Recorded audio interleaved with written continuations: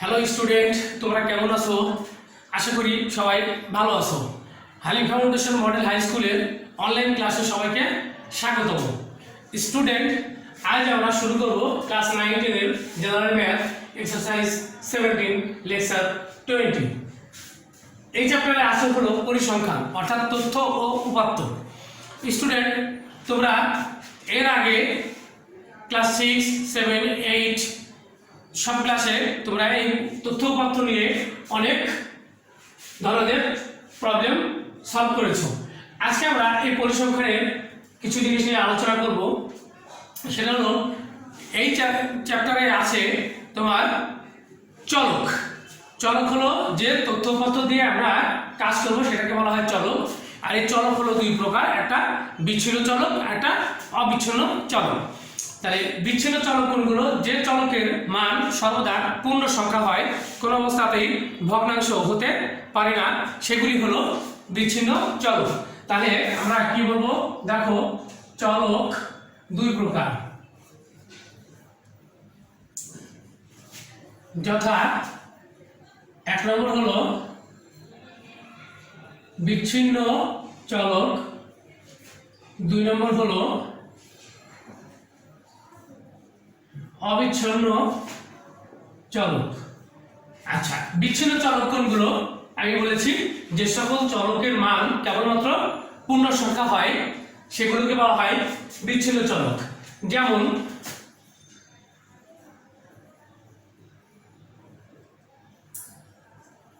বিচ্ছিন্ন চলক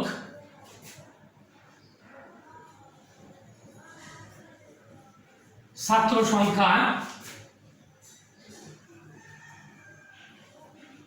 গণসংখ্যা,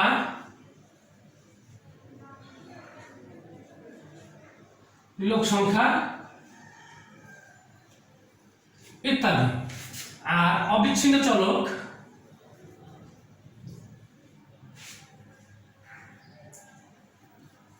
যেমন বয়স, উচ্চতা,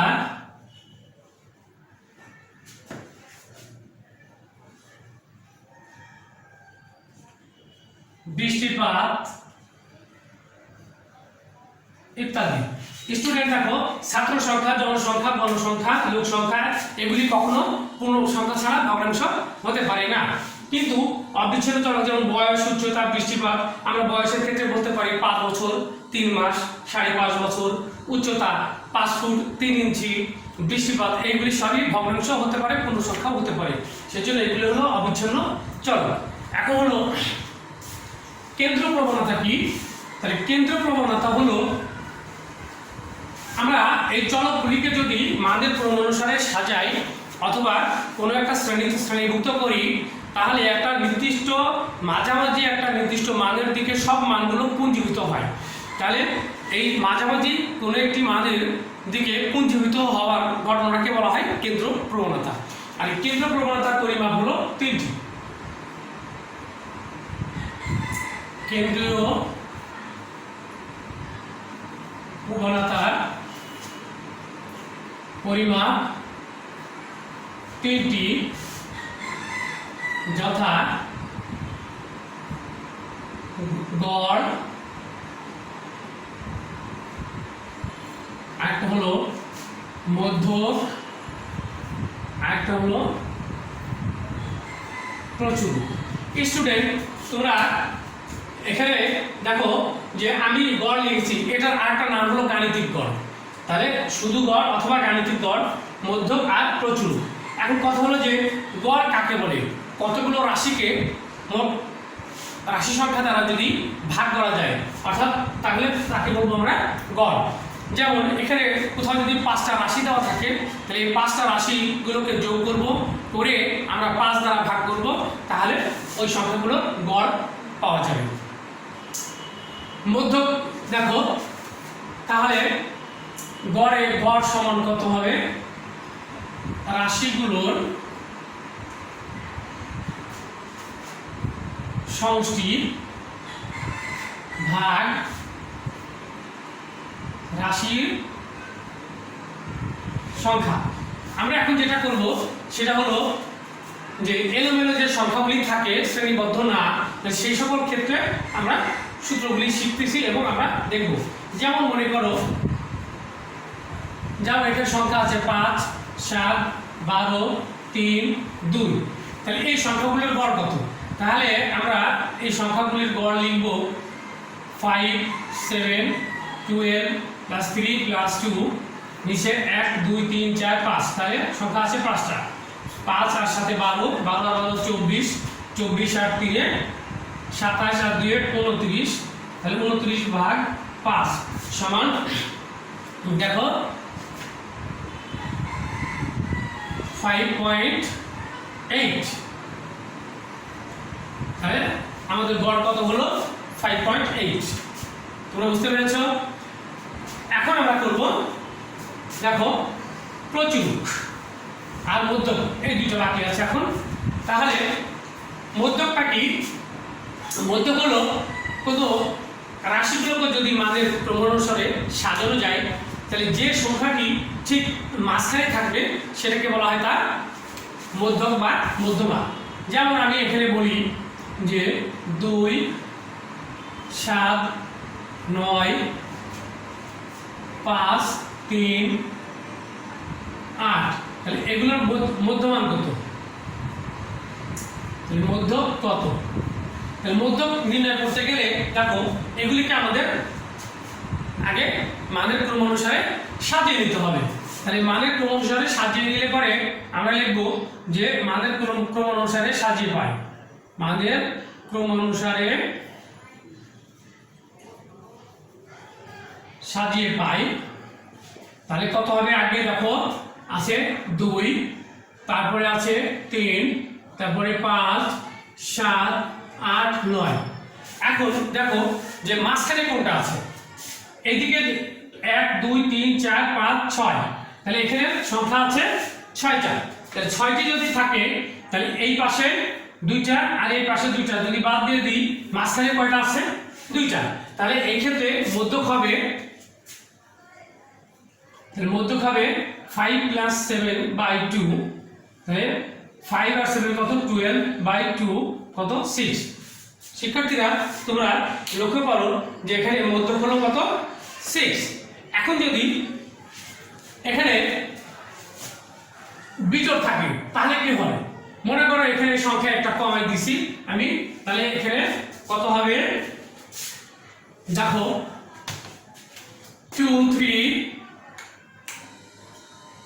আমরা যদি সাজাই 1, 2, 3, তাহলে এরপরে কত আসবে? 9। তাহলে যদি 9 আসে তাহলে মাঝখানে কোনটি আছে? তোমরা একটু লক্ষ্য করে দেখো, এই পাশেও 2টি, এই পাশেও 2টি, মাঝখানে কয়টা? একটা। তাহলে এই মাঝখানে যেটা আছে সেটা হবে মধ্যক। এখন মধ্যক হবে কত? 5। শিক্ষার্থীরা লক্ষ্য করো যে আমি আগে বলেছি যে মধ্যক হলো যে সংখ্যাটি ঠিক মাঝখানে অবস্থান করবে সেটাকে বলা হয় তার মধ্যক। তাহলে এখানে বাম পাশে 2টা, ডান পাশে 2টা, তাহলে মাঝখানে আছে একটি সংখ্যা, তার নাম 5, তাহলে মধ্যক হলো 5। এখানে আমরা একটা সূত্র তৈরি করতে পারি যে n যখন মধ্যক থাকবে তখন জোড় আর বিজোড় এই কথাটি চলে আসছে। তাহলে মধ্যকের ক্ষেত্রে আমাদের জোড় বিজোড় কথাটা খেয়াল রাখতে হবে। দেখো আমরা সূত্রটা কি পাচ্ছি? সূত্র হলো যে যদি মধ্যক হয় তাহলে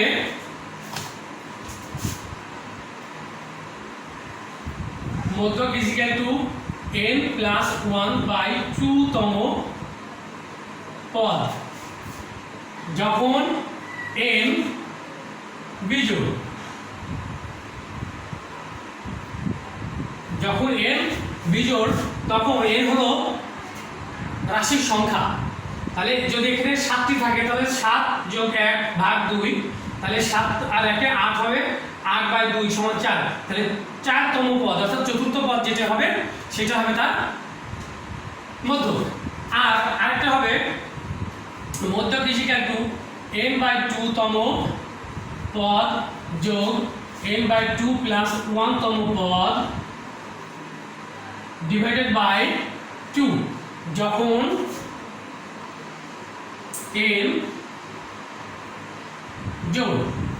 তাহলে n যখন জোড় হবে তখন সূত্রটি হচ্ছে n বাই 2 তম পদ প্লাস n বাই 2 প্লাস 1 তম পদ ডিভাইডেড বাই 2। শিক্ষার্থীরা তোমরা এই সূত্রগুলি লিখে নেবে এবং মনে রাখবে। এবং আমি এখন যেগুলি সূত্র লিখতেছি গড়, মধ্যক, প্রচুর, এই সবগুলোই কিন্তু যেগুলো শ্রেণীকরণ নয়, এমনি এলোমেলোভাবে সাজানো আছে সেইগুলো। আর আমরা যখন এটা হলো বিচ্ছিন্ন চলকের ক্ষেত্রে, আর যখন অবিচ্ছিন্ন চলক থাকবে তখন আমরা শ্রেণীবদ্ধ করে সারণী তৈরি করব, আর তখন সূত্রগুলি চেঞ্জ হয়ে যাবে। এখন দেখো বাকি আছে প্রচুরক। গড়, মধ্যক হয়ে গেছে, এখন বাকি থাকলো প্রচুরক। তাহলে এই প্রচুরক দেখো, তাহলে প্রচুরক কিভাবে করব? প্রচুরক হলো যে সংখ্যাটি সবচেয়ে বেশিবার ব্যবহৃত হয়েছে। একটা উপাত্ত এখানে আছে অনেকগুলো, তাহলে উপাত্তের মধ্যে যে সংখ্যাটি সবচেয়ে বেশিবার ব্যবহৃত হয়েছে সেটাকে বলা হবে তার প্রচুরক। লক্ষ্য করো, আমি এখানে বললাম 2, 3, 7, 5, 3, 7, 5,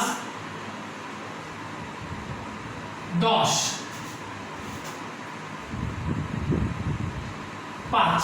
তাহলে এই যে এখানে কয়েকটা সংখ্যা আছে, আর এইগুলির ক্ষেত্রে আমরা প্রচুরক নির্ণয় করব।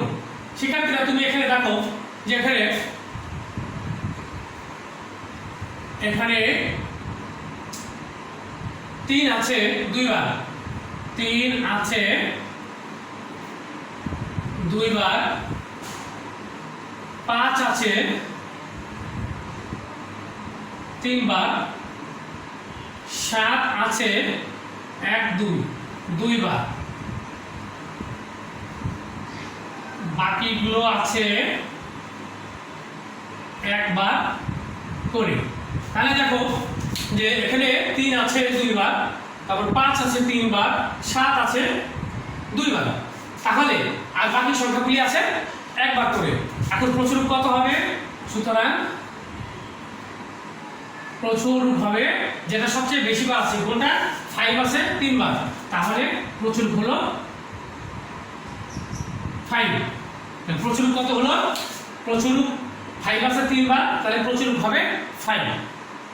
আশা করি তোমরা বুঝতে পেরেছো। আমি আবারও দেখাই যে এটা হলো এই মডেল যেটা সবচেয়ে বেশি আছে। আরেকটি আমি আবার এখন একটু চেঞ্জ করে দিব। দেখো 5টা একটা কমিয়ে দিলাম, তাহলে 5 যদি আমি একটা কম করে দিই তাহলে এখন কি ঘটনা ঘটবে? 2, 3, 7, 5, 3, 7, 5, 10। তাহলে দেখো 3 আছে 2 বার, 5 আছে 1, 2, তার মানে 5ও আছে 2 বার, আবার 7 আছে 2 বার, বাকিগুলো আছে একবার করে। এখন আমরা প্রচুরক কত লিখব? তোমরা একটু লক্ষ্য করো যে এখানে 3 আছে 2 বার, 5 আছে 2 বার, 7 আছে 2 বার, বাকিগুলো আছে একবার করে। তাহলে কোনোটা কিন্তু এখানে 3, 5, 7 এগুলো সবগুলো 2 বার করে আছে, কোনো একটা জিনিস সর্বাধিক বা বেশিবার নাই। তাহলে কি করব? 3, 5, 7 তিনটা হবে প্রচুরক। অর্থাৎ প্রচুরক হবে 3, 5 এবং 7। অর্থাৎ প্রচুরক কত হবে? 3 হবে, আবার 5 হবে, আবার 7 হবে। এরপর দেখো আরেকটা মডেল আছে, সেই মডেলের ক্ষেত্রে প্রচুরক কি হয়?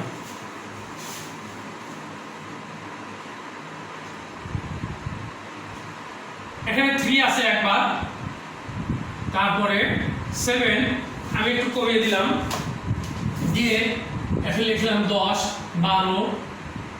তাহলে এই কয়েকটা সংখ্যা দিয়ে আমরা চেষ্টা করে দেখি। তাহলে এখানে দেখো 2, 3, 7, 5, 10, 12 কোনো সংখ্যা কিন্তু একাধিকবার নাই, অর্থাৎ বেশিবার নাই। বেশিবার যদি না থাকে তাহলে এই ক্ষেত্রে প্রচুরক কত হবে? তাহলে এই ক্ষেত্রে প্রচুরক হবে এখানে কোনো সংখ্যা একবারের বেশি নাই, অর্থাৎ সবগুলো একবার করে আছে, তাহলে বেশিবার কোনো সংখ্যা নাই, তাহলে প্রচুরক হবে নাই। প্রচুরক কি হবে? নাই। এখানে 0 হবে না, 1 হবে না, আবার সবগুলো তাও হবে না। আমি এখানে একটা অবজেক্টিভ তৈরি করে দিই তোমাদের ক্ষেত্রে, দেখো যে এইটার ক্ষেত্রে তাহলে তোমরা ভালো করে বুঝতে পারবে আর ভুল হবে না। আমি লিখে দিলাম যে প্রচুরক কত। আমি অপশন দিয়ে দিলাম প্রথমে 0 খ 1 গ 9 ঘ সবগুলো। তাহলে এটা আমি একটু মুছে পরিষ্কার করে লিখি, এখানে লিখে দিলাম ঘ সবগুলো। শিক্ষার্থীরা দেখো যে এখানে অনেকে এটা ভুল করে যে প্রচুর কত, অনেকে ভাবে যে একটি সংখ্যাও একাধিকবার নাই তাহলে হয়তো শূন্য হতে পারে।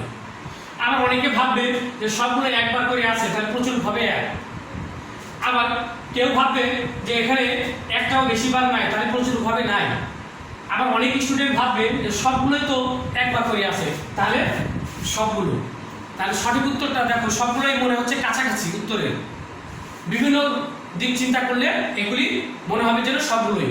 তাহলে কি করতে হবে, সঠিক অ্যান্সার হবে গ নাই।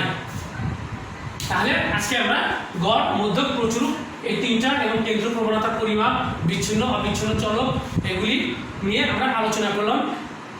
আগামী ক্লাসে আমরা এই সারণীকৃত যে অঙ্ক থাকবে সেগুলির ক্ষেত্রে গড়, মধ্যক, প্রচুর সেগুলি আমরা নির্ণয় করা শিখব। সবাইকে ধন্যবাদ।